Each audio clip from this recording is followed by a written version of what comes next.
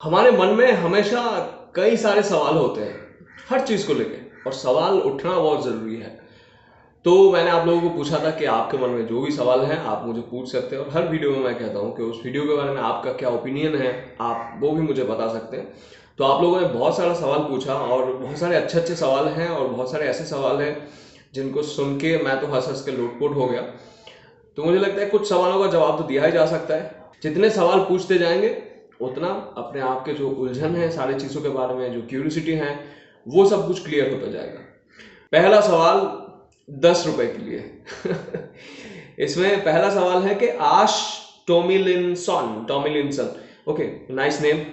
तो उसने पूछा है कि how can we know that we have done a good performance, how can we do a self analysis of ourselves?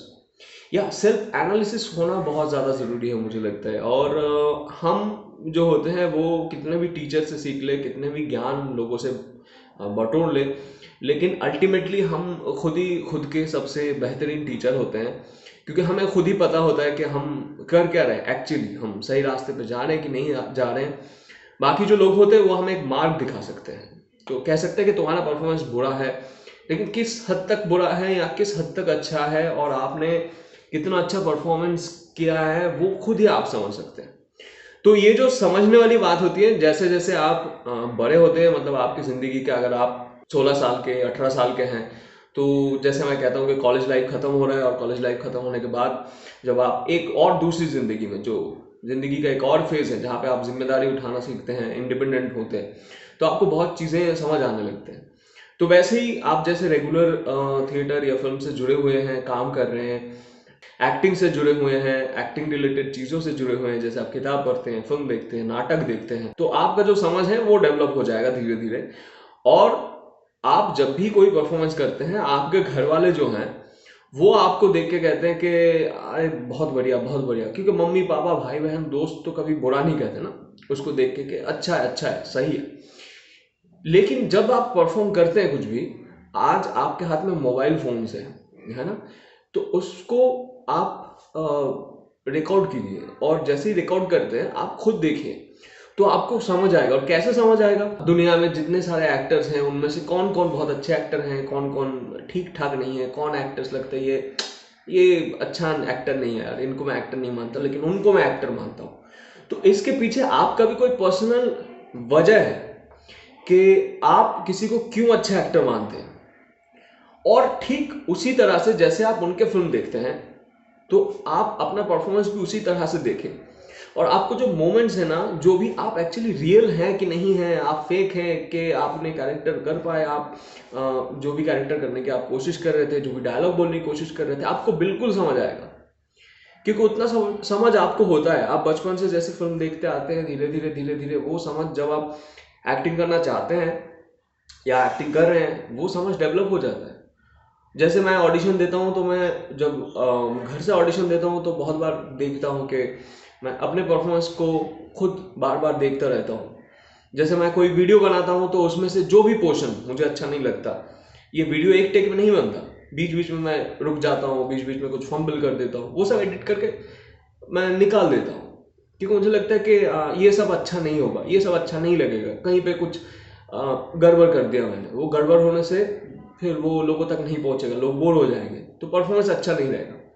तो ठीक उसी तरह से आप भी अपने परफॉर्मेंस को देखिए, रिकॉर्ड कीजिए, या फिर आपके जो अपने दोस्त हैं, जैसे मेरे दोस्त जो एनएसडी में थे, जब मैं हिंदी बिल्कुल नहीं आती थी मुझे, तो वो दिन भर मुझे टोकते रहते थे कि गड़बड़ नहीं गड़बड़ होगा, पेड़ नहीं पेड़ होगा, या फिर खिड़की खुली है दरवाज़ा खुला है। तो इस तरीके से वो मुझे बोलते रहे, और धीरे धीरे मैं सुधरता गया। तो आपके कुछ करीब लोग भी होंगे जिनको क्रिटिक की तरह मत सोचिए कि वो क्रिटिसिज्म कर रहे हैं आपके ऊपर, या आपके परफॉर्मेंस को आपको लगा हमने तो बढ़िया किया, उसने कहा कि नहीं यार ये अच्छा नहीं लगा, तो जस्ट उसको न्यूट्रली चीज़ों को लीजिए, समझिए, देखिए, और देखने के बाद खुद से दोबारा परफॉर्म कीजिए। और इस तरीके से मुझे लगता है सेल्फ को जो है आप एक्सप्लोर कर सकते हैं, आप डेवलप कर सकते हैं। आज का दूसरा सवाल है 15 रुपए के लिए at the time of audition do we have to prepare our own script, और are we given a separate script by the casting directors to prepare on the spot? या बहुत बार ये होता है कि जैसे ओपन ऑडिशंस होते थे आराम नगर में, तो जब मैं पहले पहले मुंबई आया था 1 साल पहले, तो वहाँ पे कभी कभी कह दिया जाता है कि आप अपना ही कुछ सुनाओ स्क्रिप्ट। तो आपको कुछ प्रिपेयर करके भी रखना पड़ता है। जैसे मैंने अपने चैनल में कई सारे मोनोलॉग्स वगैरह अपनी तरफ से बनाया है, डाला है, तो वो मेरा खुद का प्रिपरेशन है, मैंने कुछ प्रिपेयर करके रखा है। या फिर अगर आप में से कोई नाटक करते हैं या कुछ पढ़ा है आपने, या कोई भी सीन आपको पसंद हो कोई भी फिल्म का, उसको अपने तरीके से आपने डेवलप किया है, तो उस तरीके से होता है। अब ज्यादातर ये होता है कि आपको ऑडिशन क्यों आते हैं, क्योंकि ऑडिशन क्यों दिया जाता है, क्योंकि एक कैरेक्टर किसी ने सोचा है कि मैंने सोचा है कि ये कैरेक्टर मुझे चाहिए, तो उस तरीके के लोगों को मैं ढूंढ रहा हूँ कि ये 6 फीट का एक लड़का चाहिए, दिखने में अच्छा हो, थोड़ा पंजाबी हो, जिसके बाल बड़े हों, जिसके मसल्स थोड़े हो, ऐसे हो वैसे हो, जो थोड़ा एथलेटिक हो। तो इस तरीके का मैं एक लड़के को ढूंढ रहा हूँ। तो फिर मैं ऑडिशन लेने के लिए मैंने देखा कि 2000 लोगों के फोटोज देख के मुझे 20 लोग पसंद आए, और 20 लोगों को मैंने बुलाया और उनको वो स्क्रिप्ट दिया, जो वो डायलॉग्स है उस फिल्म के, क्योंकि उसका डिमांड है ना वो। तो ज्यादातर आपको स्क्रिप्ट मिलता ही है, 95% केसेस में आपको स्क्रिप्ट मिल जाएगा। ऑडिशन के लिए बुलाएंगे आपको, क्योंकि अगर आपका लुक सेट होगा, इसलिए on the spot he prepare करना होता है। जैसे मैं 2 दिन पहले एक ऑडिशन दे रहा था, जिसमें मुझे कहा गया कि ब्रीफ इतना ही कहा गया कि तुम अपने तरफ से सोच के आओ। एक डॉन है, एक बार का डॉन है, मतलब एक बार मतलब उसका बहुत बड़ा एक रेस्टोरेंट है, होटल है।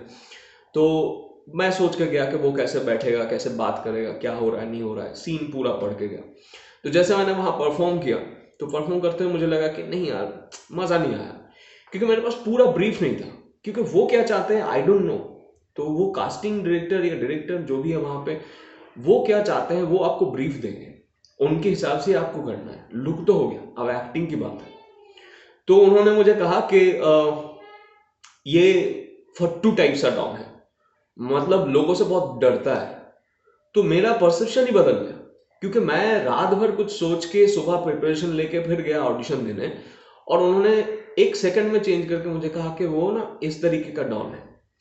तो आपको फिर वो कैरेक्टर ही चेंज हो जाता है, तो तुरंत आपको करना होता है। फिर आपको 5 मिनट भी टाइम नहीं मिलता कि नहीं थोड़ा 2 मिनट देख लो कर लो, तो उसके लिए एक अलग सा प्रिपरेशन चाहिए होता है। सो बहुत ज़्यादा ये सारे चैलेंजेस आपके सामने आएंगे, तो हमेशा उस तरीके से प्रिपेयर रहना, कुछ भी फिक्स मत करना। जब भी जो भी लग रहा है आपको, उसी तरीके से उसमें रहना। कोई भी फिक्स करके कि मैं यही कर रहा हूँ, मैं यही करूँगा, वो उस तरीके से नहीं होता। जो डायरेक्टर कह रहे हैं, जो कास्टिंग डायरेक्टर्स कह रहे हैं, आपको उसी तरीके से करना है, क्योंकि अल्टीमेटली कैरेक्टर उनको पता है कि क्या दिखना है क्या नहीं है। तो ज़्यादातर आपको ऐसे ही स्क्रिप्ट मिलेंगे और आपको प्रिपरेशन भी वैसे ही लेना है। आई थिंक ये कौन है, Akanksha Pawar. Okay Akanksha, I think you got it. And okay so और एक नेक्स्ट क्वेश्चन करते हैं। तो बाकी बहुत सारे सवाल हैं, ये बहुत सारा सवाल है यहाँ पे। तो इसको लिखा है सौरभ ने। सौरभ जी, तो ये तो एकदम 50 रुपए के लिए सवाल है, क्योंकि बहुत सारे सवाल है इसमें। एक नंबर है कि how does the makeup and costume design enhance the value of the performance of the actors in a film.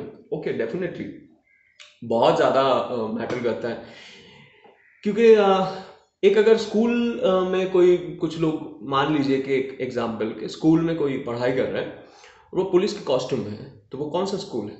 मतलब कोई एनसीसी का ट्रेनिंग ले रहा होगा, या फिर कोई पुलिस के कॉस्ट्यूम में अगर कोई क्रिकेट खेलने उतर जाए, तो फिर वो अलग हो जाएगा। क्योंकि क्रिकेटर्स को हम देखते हैं कि किस तरीके का कॉस्ट्यूम पहनते हैं, किस तरीके का उनका ड्रेसअप होता है, एक ड्रेस कोड होता है हमेशा। या फिर कोई वेटर है, उसके कॉस्ट्यूम में कोई मंत्री आगे भाषण दे रहे हैं, तो सबका अपना अपना एक कॉस्ट्यूम होता है। जैसे वो हम भगवान देखते हैं, तो हर एक भगवान का माइथोलॉजी जो है, माइथोलॉजीज में अलग अलग तरीके के कॉस्ट्यूम होते हैं। हर इंसान का बिल्कुल अलग कॉस्ट्यूम होता है। और अगर आप देख लें कि महाराष्ट्र के लोगों का अलग कॉस्ट्यूम होता है, आसाम के लोगों का अलग कॉस्ट्यूम होता है, बंगाल के लोगों का, कश्मीर के लोगों का, इनका सबका आइडेंटिटी है, वो कॉस्ट्यूम में सबका आइडेंटिटी होता है। और अगर मैं बंगाल से हूँ, मैं एक बंगाली लड़का हूँ, लेकिन कल को मुझे साउथ इंडियन बनना है, तो मैं बंगाल में जो लोग धोती पहनते हैं उस तरीके से धोती नहीं पहन सकता। तो मैं उस तरीके से धोती पहनूंगा और साउथ इंडियन में बात करूंगा, साउथ इंडियन टोन में, तो फिर मैच नहीं होगा, क्योंकि साउथ इंडिया के लोग धोती अलग से पहनते हैं, है ना। तो मेकअप और ये कॉस्ट्यूम जो है बाहर से वो बहुत ज़्यादा इफेक्टिव, वो आपके कैरेक्टर को लुक में बना देता है। वो लुक ही है, वो बिल्कुल जो आपको चेंज कर देता है। बाकी तो कैरेक्टर का काम है, एक्टर का काम है एक कैरेक्टर को अच्छी तरह से वो पोर्ट्रे करे, प्ले करे। लेकिन ये जो कॉस्ट्यूम और जो मेकअप होता है वो आपको बदल देता है। अगर कल को आपको कोई एक राक्षस का कैरेक्टर करना है तो राक्षस तो वैसे ही दिखना चाहिए ना, आप नॉर्मल ऐसे करके नहीं दिखेंगे, आप बिल्कुल वैसे चेंज हो जाएंगे। या मुझे अगर कोई कल दे के कोई एपिक करना है, बायोपिक करना है, कोई मुझे अगर कल कोई बता दे कोई बायोपिक करना है और गांधी जी का रोल करना है, तो मुझे गांधी जी जैसे दिखना चाहिए, तो मैं गांधी जी जैसे दिखूंगा, तो गांधी जी जैसे मेकअप होना चाहिए मेरा। तो वो कैरेक्टर का जो शेप है, कैरेक्टर दिखने में कैसा है, वो कॉस्ट्यूम एंड मेकअप की जिम्मेदारी है, वो बना देता है। और उसके बाद जो और डिटेल है कैरेक्टर को और बेहतरीन बनाना, वो आउटर लुक तो बना देता है, लेकिन इनर लुक हमेशा एक्टर की है। तो दूसरा सवाल, any one performance from a recent film which you feel that you could have done better? नहीं, मैं ऐसा बिल्कुल नहीं कहूँगा आई हैव डन बेटर। मतलब मैं ऐसा कर सकता हूँ, बट मैं हर कोई फिल्म देखता हूँ, मुझे लगता है मैं अपने तरीके से उसको कैसे कर सकता हूँ। तो जिन्होंने वो कर लिया है, अगर मैं कोई कहूँ कि ये फिल्म में इन्होंने ये कैरेक्टर किया और मैं उससे अच्छा कर सकता हूँ, वो मेरा प्रोसेस है, थिंकिंग प्रोसेस है वो। आई डोंट नो, मतलब हर फिल्म को मैं ऐसे ही देखता हूँ, मैं कभी नहीं सोचता हूँ कि मैं इनसे बेहतर कर सकता हूँ। वो शायद एक घमंड हो जाएगा, मुझे लगता है कि अपने ऊपर मैं अगर किसी को सोचूं, वो कहते हैं ना कि इसको नीचा दिखाना, मे बी कि मैं तो आपसे अच्छा एक्टर हूँ, मैं तो आपसे बेहतरीन कर सकता हूँ, मैं वो कौन सा एक्टर है यार, क्या करूँ मैं तो एक दिन इतना काम, ऐसा काम करूँगा ना मैं, मतलब इरफान खान को लोग भूल जाएंगे। ऐसा थोड़ी होता है कभी, मास्टर हैं, उनसे हम सीखते हैं, देखते हैं। तो अगर मैं कहूँ कि पान सिंह तोमर जो परफॉर्मेंस है, या मदारी फिल्म है, इरफान खान साहब ने जो भी किया है उसमें, और या मनोज वाजपेयी जी आलीगर हैं, इनका भोसले हैं, तो उन्होंने अपने तरीके से किया है। मैं एक अलग इंसान हूँ, अगर मुझे किसी 10 साल बाद कोई ऐसे उम्र वाले, मैं जब लगभग 30-39 का हो जाऊंगा, तब कोई ऐसा किरदार मिले, तो मैं अपने तरीके से उसको करूंगा, चाहे उसका रिमेक भी बन क्यों ना रहा। अगर उसका रिमेक भी बने, मैं अगर वो पान सिंह तोमर देख के मैं इरफान खान साहब की सब चीज़ कॉपी करके मैं अपने तरीके से करने जाऊं और मैं बेहतर कुछ करूंगा उनसे, नहीं होगा। आप किसी को ऐसे नहीं कर सकते कि मैं उनसे बेहतर कर सकता हूँ। मुझे लगता है मैं अपने तरीके से कर सकता हूँ, और आपका अपनापन ही आपको बेहतर बना देगा, है ना। So third question, what is the difference between hearing and listening? Oh, it's nice. I think uh, hearing तो हमेशा हर जगह हो सकता है, मतलब आई कैन हेयर यू, मतलब मैं सुन रहा हूँ आपको, आप अगर मेरे वीडियोस देख रहे हैं और घर में शायद और कुछ सुन भी रहे हैं और कुछ देख भी रहे हैं, मे बी आप किसी से बात करते करते देख रहे हैं, मे बी आप ट्रैवल करते करते देख रहे हैं। बट लिसनिंग आई थिंक, सुनना, हेयरिंग इज ओनली सुनना, बट लिसनिंग मतलब उसको दिल से सुनना, समझना और बिल्कुल उसमें डूब के सुनना। मतलब मैं इसी को सुन रहा हूँ, इर्द गिर्द कोई भी कुछ भी चल रहा है, मैं सुन नहीं रहा हूँ, listening. Okay, now the fourth question is, when you are acting, is it more important to be selfish or a team player? Lots of love and blessings. अच्छा so yes, टीम प्लेयर होना मुझे लगता है बहुत ज़रूरी है, क्योंकि आप सिर्फ सोचेंगे, अगर आप टीम में काम कर रहे हैं, एक टीम में कहीं पे भी आप एक्ट करते हैं तो टीम ही होता है, वो थिएटर हो, वो चाहे कोई भी फॉर्म हो, चाहे वो फिल्म हो, सीरियल हो, वेब सीरीज हो, जो भी हो, it's a team game actually. So मुझे लगता है टीम का एक होना ज़रूरी है, क्योंकि जब आप टीम का जो एनर्जी है, वो एनर्जी अगर आपके साथ चलता है, वो कहते हैं ना कि एक इतने सारे लकड़ी एक साथ रहने से उसको तोड़ना मुश्किल होता है, लेकिन एक सिंगल को तोड़ा जा सकता है। तो आपके साथ जो टीम का एनर्जी चल रहा है, अगर आप टीम के साथ बने रहेंगे एडजस्ट करके सारे चीज़ों में, कि नहीं ये भी नहीं वो भी नहीं, अपने आप ऐसे बोलते जाएंगे कि आप इंडिविजुअल ज़्यादा दिखने की कोशिश करेंगे। आप अगर अच्छे काम कर रहे हैं, आप इंडिविजुअल दिख ही जाएंगे। मतलब टीम हमेशा बहुत ज़्यादा इंपॉर्टेंट होता है, क्योंकि कोऑर्डिनेशन बहुत ज़्यादा इंपॉर्टेंट होता है, और टीम अच्छा ना हो तो काम निकल के बिल्कुल नहीं आएगा। हाँ, उसके अंदर भी सेल्फिश होता है कि मैं कैसे अपना काम करूं, मैं कैसे अपने क्राफ्ट को आगे बढ़ाऊं। ऐसा नहीं, वो सेल्फिश नहीं कि मैं उसको ना साइड करके मैं ना उसका डायलॉग खा जाऊंगा, मैं ना उसका ये कर दूंगा, मैं ना वो कर दूंगा, मेरा एक फाइट है ना, मैं उसका सर फोड़ दूंगा फाइट में और मैं दिखा दूंगा कि मैं कितना अच्छा फाइटर हूँ। Selfish should not be a negative word for an actor. Selfish तो हम सभी हैं। सेल्फ हमारे अपने लिए हम हमेशा सोचते हैं और मुझे लगता है वो बहुत ज़्यादा ज़रूरी है अपने लिए सोचना। एक एक्टर को मेरा क्राफ्ट कैसे डेवलप करूँ, मैं कैसे अपना वॉइस और ये सब डेवलप करूँ, मैं कैसे रियल स्क्रीन पे रियल दिखूँ, मैं सच में रियल हूँ कि नहीं, ये सारा एक्सपेरिमेंट जो सेल्फ को लेके वो होना चाहिए। और मैं कहता हूँ कि हाँ, एक तरीके से सेल्फिश हूँ मैं, कि मैं अपना सब कुछ त्याग के छोड़ के अभी यहाँ आके मुंबई में हूँ और मेरे घर में मेरे पापा कोलकाता में हैं और मैं सिर्फ अपने लिए ये सोचता हूँ कि मुझे कुछ बनना है, ज़िंदगी में कुछ करना है। और मैं इसीलिए इतना बड़ा रिस्क लेके भी सब कुछ छोड़ छाड़ के भी यहाँ कर रहा हूँ और इस तरीके से ज़िंदगी चला रहा हूँ और एक उम्मीद है। तो वो भी एक सेल्फिशनेस ही है कि मैं अपने लिए सोचता हूँ। मैं कोई भी कुछ भी पार्टी हो रहा है, कोई हो रहा है, कुछ हो रहा है, मैं अपन अगर मेरा काम होगा मैं काम वहाँ से निकल जाता हूँ।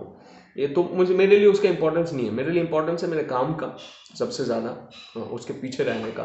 तो आप बहुत कुछ मिस भी करते थे। तो इस तरीके का सेल्फिश होना अच्छी बात है। लेकिन अगर आप ये सोचते हैं कि स्टेज में या कैमरे में परफॉर्म करते हुए मैं कुछ ऐसा कर दूंगा कि सामने वाला एक्टर बिल्कुल मात दे दूं, ऐसे करूं, कल मेरे सामने कोई बड़े एक्टर है और मैं सोचूं कि मैं ऐसा कुछ कर दूंगा ना, उनको डाउन कर दूंगा, मैं उनको छोटा कर दूंगा, या कोई बहुत बड़े एक्टर मेरे सामने काम करने में मैं सोचूं कि अच्छा चलो देखता हूँ, तुम तो बड़े एक्टर हो, मैं भी दिखाऊंगा, मैं कुछ कर दूंगा, फाइटिंग सीन है, सर फोड़ दूंगा तुम्हारा, तो लोग सोचेंगे क्या इंटेंस है, रोना है तो जितना रोना था उससे ज़्यादा रो के चिल्ला के तुमसे ज़्यादा रो के दिखाऊंगा।